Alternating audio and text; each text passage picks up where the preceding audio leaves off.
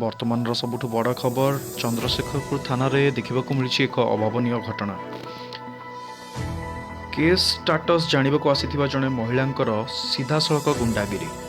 ଥାନା ଭିତରେ ମହିଳାଙ୍କର ଉନ୍ନତ କାଣ୍ଡ, କଥାବାର୍ତ୍ତା ନାହିଁ, ସିଧା ଚାପୁଡ଼ା ପରେ ଚାପୁଡ଼ା ମାରି ଚାଲିଲେ। ଡିସିଓ ଏବଂ ଥାନା ଅଧିକାରୀଙ୍କୁ ଖରାପ ଭାଷାରେ ଗାଳିଗୁଲଜ, କଥାବାର୍ତ୍ତା ବଦଳରେ ସିଧା ଚାପୁଡ଼ା ପରେ ଚାପୁଡ଼ା।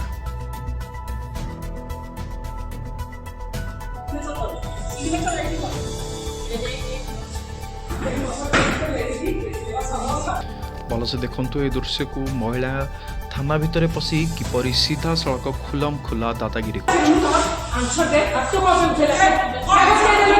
ବୁଝାସୁଝା ବଦଳରେ ଥାନା ଅଧିକାରୀଙ୍କୁ ମାରିଲେ ଚାପୁଡ଼ା ପରେ ଚାପୁଡ଼ା।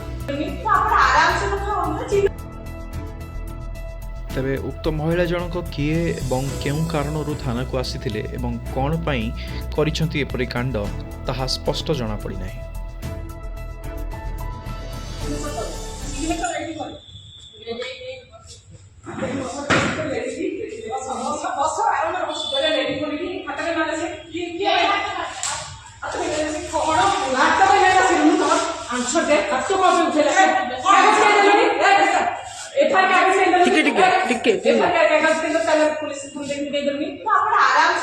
ଟିକେ